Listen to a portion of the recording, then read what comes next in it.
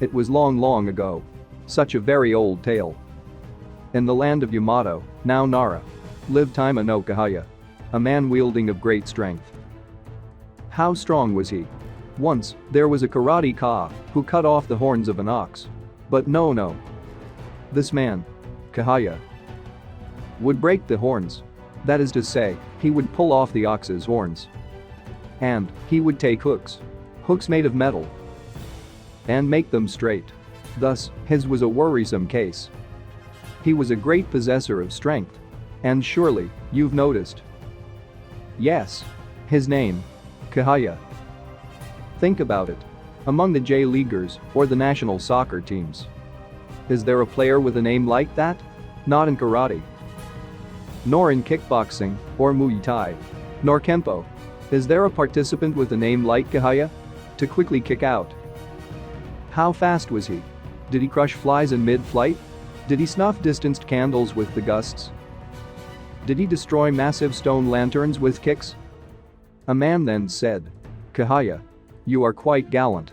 For one of your place to sit before myself, cross-legged. For what reason are you so untamed? My liege. Bring to me a person. A person, you say? A person. A person who will not break. Even if they are destroyed. I implore. A person who will not break, even when kicked. When struck. When butchered. Do I ask of you? When butchered. You really? Then, Kehaya. What if thou are broken? What then? Give to that person all the lands that I possess. How valorous you are, my liege. Bring one who would wholeheartedly match their strength against me. After that day, a man then said, oh, he spoke that much? But that man, Kehaya, on the point of might, none do rival him. What do you think, Harima? Sir, it is as you say. A random man then shouted. I plead you listen. Perhaps it would be possible to present something intriguing. You know of someone, Izumo? Kehaya is not the only peerless human. Oh, I know of an Izumo no Sukne. This equal to Kehaya. Bring him before me. In terms of might, there is no one in this world who compares to you. Are you without doubt of that, Kehaya? If there be someone who stands beside me, I should want above all things to meet him. Kehaya versus Sukne. It was the great battle, which would become the genesis of the Kakiriki, that brings us to today's Izumo. But the rules were uncompromising. First off, there was no dohyo. There was no gyoji. How was the end to be decided? Was it over when someone fell? Absolutely not. The conclusion was to be reached with one of the two's inability to fight. It was okay to strike with fists. Okay to kick. Okay to choke. Okay to pound the other from a mounted position. Even attacks to the eyeballs were not against the rules. Is this really sumo? As something like that was said, it began. According to the literature, both set foot upon the other. It was Ifumi. At any rate, it seems that the two men had a brutal kicking match. They punched, and grabbed, and headbutted.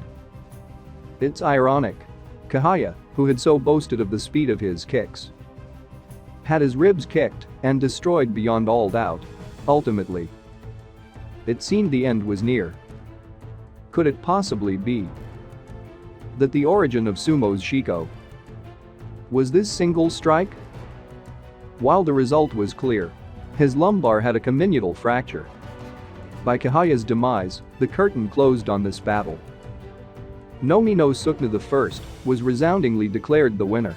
But shockingly, the birth of the second occurred X years later. Wait, what? We now move on somewhere in Odaiba. In this special open-air area, a massive wall has been prepared. It's a challenge match against the world champion. The open entry challenger is already halfway up. He's struggling, but the challenger is making definite progress upwards. And the champion's just letting this happen. I mean, he's wearing a suit. Here it is. The self-sure challenger's only got a few meters to go. Oh. He's dusting himself up with chalk. The champion's looking up. The challengers got maybe less than 3 meters to go to the goal panel. Oh. The champion's hand is on the first hold. Whoa. Look at that. That's ridiculous speed. He's so fast. He's moving up like he's running. Goal. The champion won. That was so fast. That guy's awesome. The world's greatest climber. Scott Harris. He beat out the open entry participant from the stadium in a handicap match, proving once again his superhuman ability. What's this? The challenger. There's a brave challenger here. Baki then said. Old man. If I win, our promise. You're gonna hold up your end. You just won't let up. Yes. I'll get you with him immediately. With the second Nomi no Sukne. Got it. The announcer then shouted. Even after seeing that superhuman technique. This nice guy steps up. Oh. Something's a little. Somehow. There's an uneasy air now. He's really built. Is he really a big-time athlete? I can't wait to see what happens. Both parties stand by. Oh. What? The boy's taken a deep crouching stance. Start. Whoa. This guy's real strong. That power and that spring's incredible. But the champ's staying in it. Just who is this boy? The champ's clearly in serious mode, but unbelievable. What a fantastic amateur. The challenger wins it. The champ Harris just shrugs and puts on a smile like it was nothing. The two men shake hands. The champ saying he'll get personal revenge. Then a random person raises his hand. Another challenger's coming forward? He's humongous. A giant fellow in a knit cap is raising his hand. What do you think of this chapter? Do you think this humongous guy can defeat Hanma Baki at wall climbing? Comment down your opinion below.